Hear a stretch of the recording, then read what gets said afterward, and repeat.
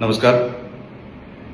काल रात्री 12:30 वाजता चिपळूण तालुक्यामध्ये 22 जनावरं, गुरं एका गाडीमध्ये सापडली. काही आमच्या हिंदू बांधवांना संशय आला, शंका आली. त्यांनी त्या गाडीचा पाठलाग केला. पाठलाग केल्यानंतर त्यामध्ये ती 22 जनावरं सापडली.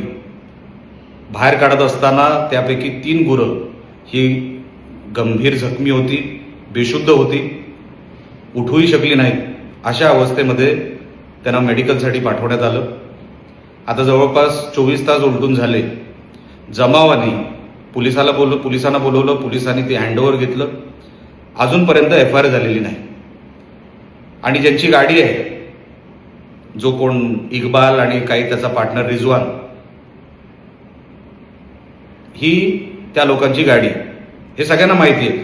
ह्या अगोदर पण तस्करीच्या मॅटरमध्ये ह्या लोकांना ह्यांच्यावर केसेस झालेले आहेत, बेलवर बाहेर आहेत. असं असताना तीच लोक आहेत, तीच गाडी आहे.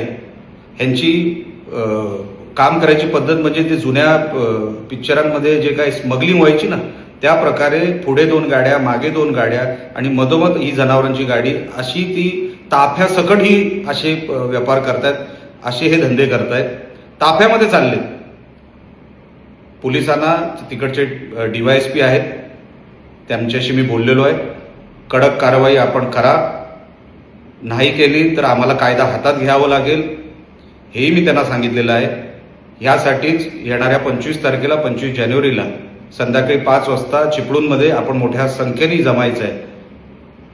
आपण गोमातेचे भक्त आहोत.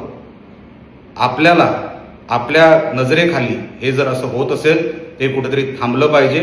कायदा जरी हातात घ्यावा लागला तरी आपण कायदा हातात घ्यायचा. पण ती गर्जना जी आपल्याला द्यायची आहे, ती आपण येणाऱ्या 25 तारखेला संध्याकाळी 5 वाजता देणार आहोत. ती गर्जना सभा मोठ्या संख्येमध्ये होणार आहे. आपण मोठ्या संख्येमध्ये तिकडे उपस्थित राहा, हे सांगण्यासाठी आपल्याला मी समोर आलेलो आहे. हे सगळे प्रकार, ही कशी तस्करी होते, कशी घेऊन जातात, कोण कोण आहेत, हे इक्बाल कोण, हा रिजवान कोण, हे सगळे जे कोण आहेत ना, ह्यांना कायद्याची भीती आहे की नाही आणि त्यांची पद्धत काय स्मगलिंग करायची, तस्करी करायची, हे तुम्हाला मी त्या सभेमध्ये सांगणार आहे. पोलिसांनाही जर माहीत नसेल तर त्यांनाही काही गोष्टी मी सांगणार आहे. आणि येणाऱ्या अधिवेशनामध्ये ह्याच्यावरती कडक कायदा करावा किंवा मोका कायदा करावा.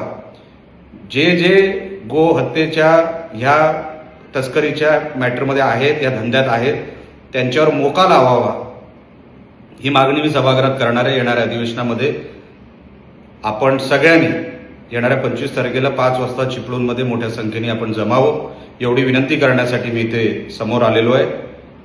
जय महाराष्ट्र. टाइम्स डिजिटलला लाईक करा, सबस्क्राईब करा, शेअर करा आणि बेल आयकॉन दाबायला विसरू नका. Times digital.